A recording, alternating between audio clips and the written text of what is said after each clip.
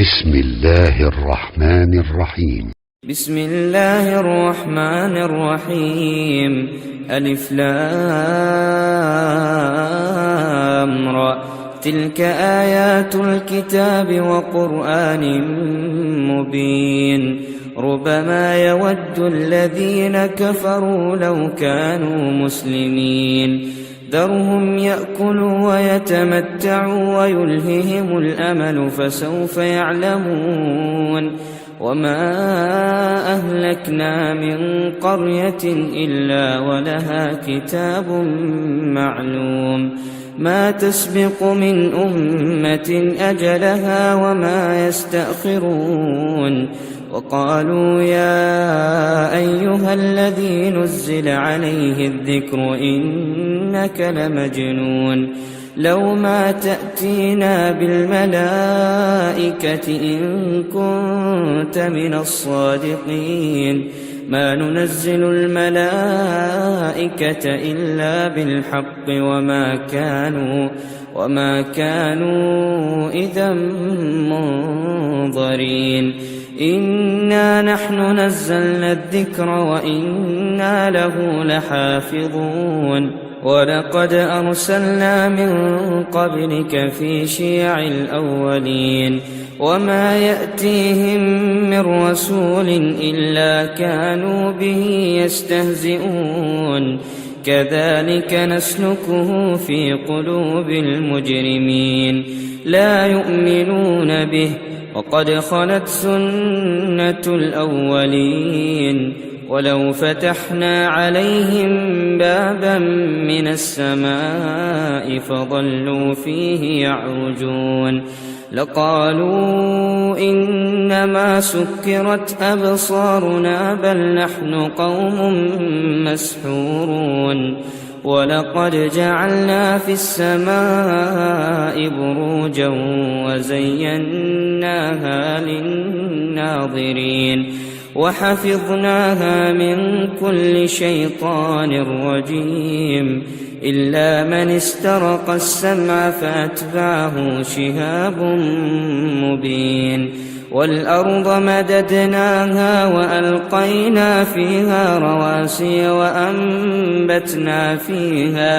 وأنبتنا فيها من كل شيء موزون. وجعلنا لكم فيها معايش ومن لستم له برازقين. وإن من شيء إلا عندنا خزائنه وما ننزله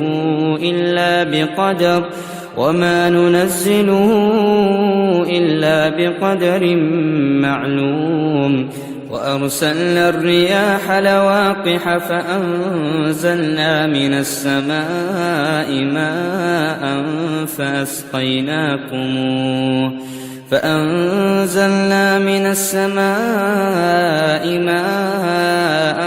فأسقيناكموه وما أنتم له بخازنين.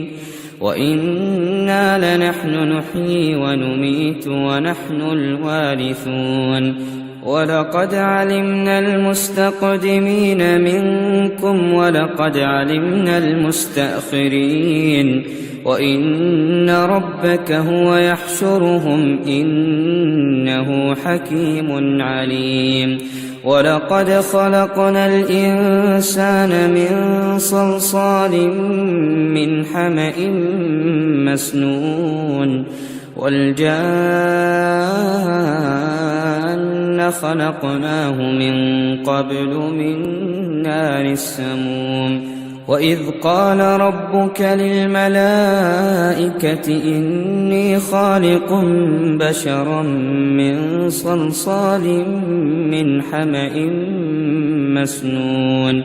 فإذا سويته ونفخت فيه من روحي فقعوا له ساجدين. فسجد الملائكة كلهم أجمعون إلا إبليس أبى أن يكون مع الساجدين.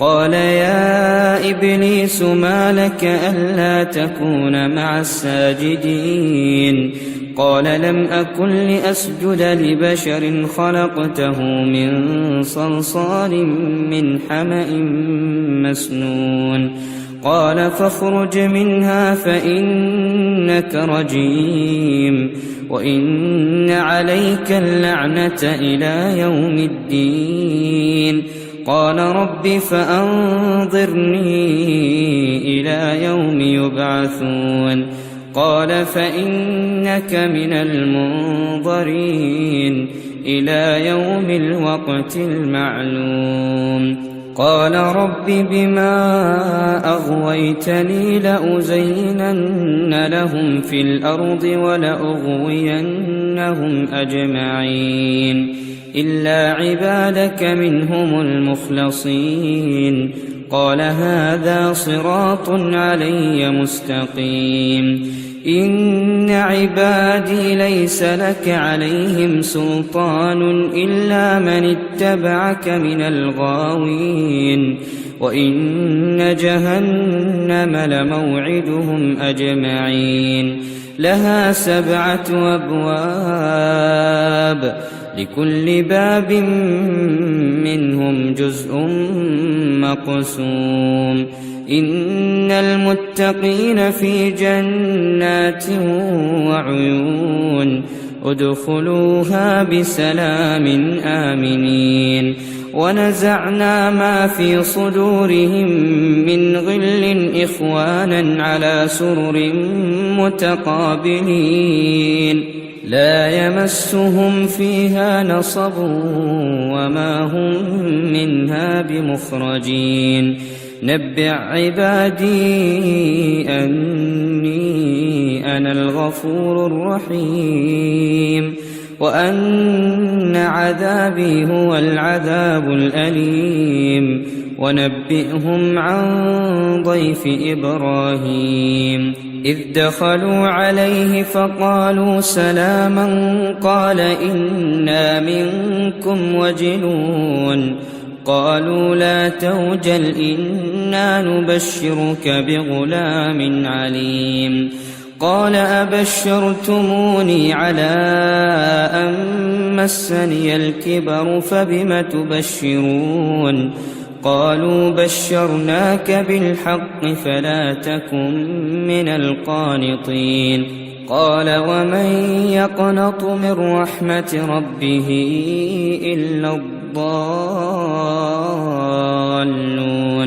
قال فما خطبكم أيها المرسلون قالوا إنا أرسلنا إلى قوم مجرمين إلا آل لوط إنا لمنجوهم أجمعين إلا امرأته قدرنا إنها لمن الغابرين فلما جاء آل لوط المرسلون قال إنكم قوم